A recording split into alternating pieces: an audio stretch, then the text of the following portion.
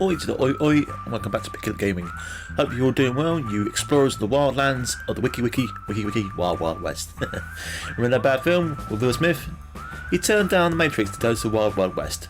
Strange choice. Anyway, sorry it's been such a long time since my last upload. The joys of moving house and getting stuck in my parents' house, because, you know, moving house is not that easy. Anyway, in this week's video, I'm reviewing Horizon Forbidden West. Does it master new lands, or does it get lost and fall into a ditch and then slowly rot away? Let's hunt together, shall we? I'm back. You can get rid of me. I'm back with some rambling, tambling good times. So like usual, let's start with some basic facts, shall we?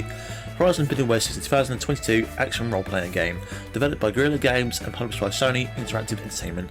It's the long-awaited sequel to Horizon Zero Dawn. Both games be set in the far, far distant future. You play as the main character, Aloy, as you traverse through this massive open world where nature has retaken its course. Ancient mechanical beasts are going wild and destroying everything in sight, and there's a strange little curse going around that you must stop before the world ends. Sounds lovely and fun, doesn't it? It's very beautiful though, it's a very beautiful game. Both games are very beautiful. I think if you get a chance, you should check out the original game, which was released in 2017, I do believe. And I'm pretty sure you can get it wherever you can now. Very cheap. So try the first game before playing this game. That's basic facts out of the way. So with the story, I'm assuming you've played the first game, so hopefully no spoilers will come up in this review.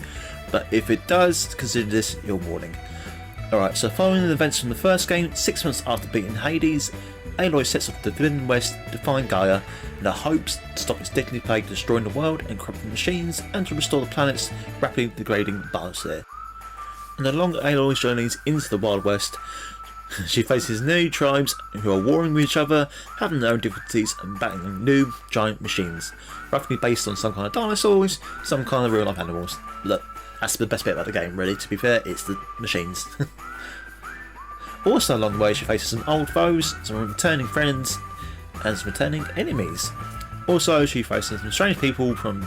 I don't want to spoil that bit for you, but it's, for me personally, that really did let me down. Just a little bit. Like I said, towards the end of the game some nonsense kind of appears, but you'll see for yourself when you get to it, and then you can let me know what you think in the comments. Did they really mess up the story? Did they really go a bit too far-fetched? I personally think they did, and for me personally it did ruin... not the whole game experience, but definitely did. I'm thinking, oh, is that where you're going? Oh, really? Anyway, onto the gameplay. So gameplay, much like the first game, gameplay largely stays the same. You have new ways to traverse in the world. One of the set ways comes available right towards the end of the main story, which is quite frustrating because it would have opened up the game quite a bit. That's a bit of a strange choice, but once again I'll let you experience it when you get to it. Exploring the world can be brilliant at times, but also can be quite dull when you have to travel. Like I said, it's a large map, and travel from point A to point B can be a bit tiresome or a bit tedious. Combat and stealth is still fun, with massive skill trees to unlock new abilities and experience points. Being able to slow down time or pinpoint certain parts of the machine to knock off is part of the perks you can unlock. So once again, lots to delve into there. Mini combat with the spear is still enjoyable, but once again, it doesn't feel like much has changed to the first one, so you can either really like that feature, or you can really be like, oh, I wanted more to advance. Hey ho. I do really like the old world stuff information in the game, seeing how they changed San Francisco and bringing discoveries about the machines and characters. There's always something I really enjoy. I like delving into the story and the history of the past, which I wish is that they focus on the game, the history of the past, that kind of stuff. So the controls, sound and visuals. As far as the controls go, it's fairly smooth and responsive. It does take time to get used to the layout of the systems, where different buttons access different menus.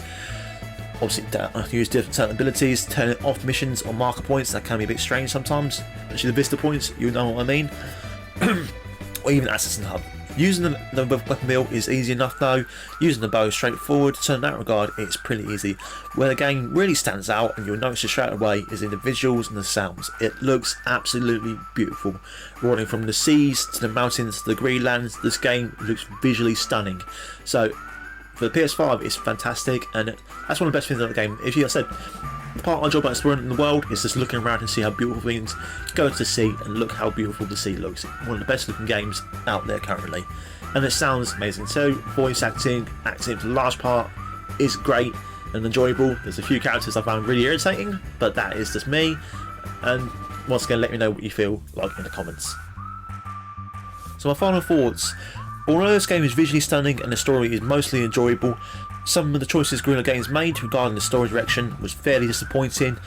Given how much Horizon Zero Dawn impressed me the first time round, this was a bit of a letdown. Also found some of the characters annoying, like I said, but that's on me, I guess.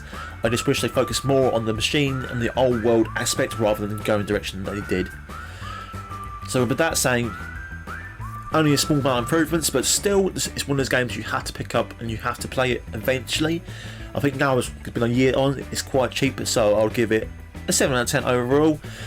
So yeah, definitely pick it up, give it a chance, especially if you played the first one.